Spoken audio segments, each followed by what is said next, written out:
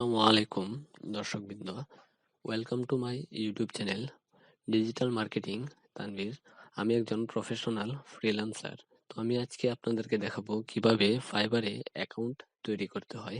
তার আগে আমি আপনাদেরকে দেখাই যে ফাইবারে কি পরিমাণ কাজ পাওয়া যায় বা কি কি বিষয়ে ফাইবারে কাজের সম্ভাবনা রয়েছে। আপনারা কি কি বিষয়ে কাজ করতে পারেন। যেমন আমি ডিজিটাল মার্কেটার, তো ডিজিটাল মার্কেটিং এর বিষয়ে দেখি কি পরিমাণ কাজ রয়েছে ফাইবারে। তো আমরা এখন দেখি, দেখেন ফাইবার কত পরিমাণ কাজ রয়েছে, কত লোক কাজ করতেছে। প্রথম যে ব্যক্তি উনি 226টি কাজ করেছেন। তো ফাইবারে হিউজ পরিমাণ কাজ রয়েছে। তো আপনারা চাইলে ডিজিটাল মার্কেটিং না, আপনারা যে যে কাজ পারেন, গ্রাফিক্স ডিজাইন, ভিডিও এডিটিং বা writing and translation, data entry, যে যে ধরনের কাজ পারেন তাই দিয়ে ফাইবারে আপনারা কাজ করতে পারেন। তো আমি যেহেতু ডিজিটাল মার্কেটার, তাই ডিজিটাল মার্কেটিং এর বিষয়ে দেখালাম। তো আপনারা দেখতে পারেন যে ফাইবারে কি পরিমাণ কাজের সম্ভাবনা রয়েছে, আপনারা ফাইবার থেকে কি পরিমাণ আর্নিং করতে পারেন এই বিষয়েও আপনাদের একটা ধারণা হয়ে গেল যে ফাইবারে কি পরিমাণ কাজ পাওয়া যায়। তো এই যে দেখেন গ্রাফিক্স ডিজাইন, এর মধ্যে গ্রাফিক্স ডিজাইন, লোগো ডিজাইন, কত ধরনের কাজ রয়েছে। তারপর ওয়েব ডিজাইন, সকল ধরনের কাজ রয়েছে। তো আমরা ফাইবার অ্যাকাউন্ট খোলার জন্য প্রথমে fiverr.com লিখে সার্চ করব। সার্চ করার পর 2 নাম্বার যে ওয়েবসাইট আছে এটার মাধ্যমে আমরা লগ ইন করতে পারি বা অ্যাকাউন্ট খুলতে পারি, বা প্রথম যে ওয়েবসাইট রয়েছে তার মাধ্যমে খুলতে পারি। তো আমরা এখন জয়েন বাটনে ক্লিক করব। জয়েন বাটনে ক্লিক করার পর এখানে আমরা তিনভাবে অ্যাকাউন্ট তৈরি করতে পারি।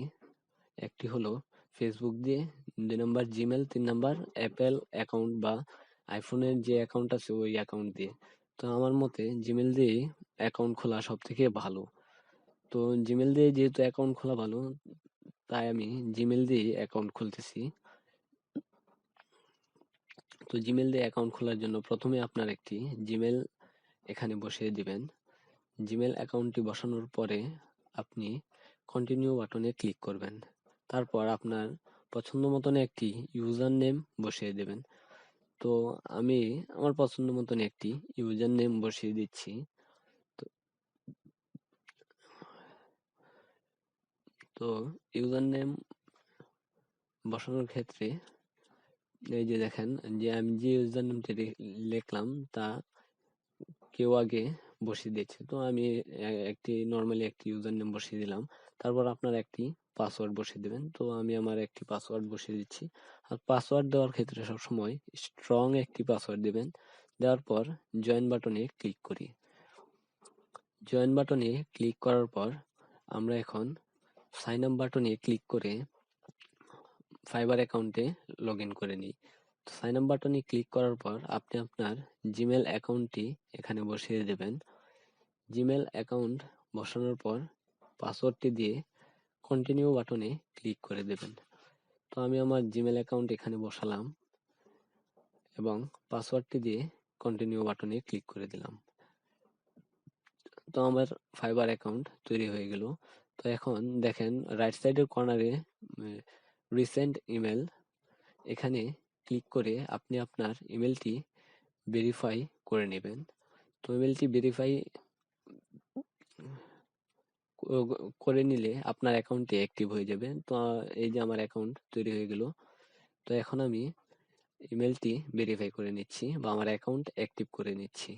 তো অ্যাক্টিভ করার জন্য আমি আমার জিমেলে গেলাম। তো জিমেলে যাওয়ার পর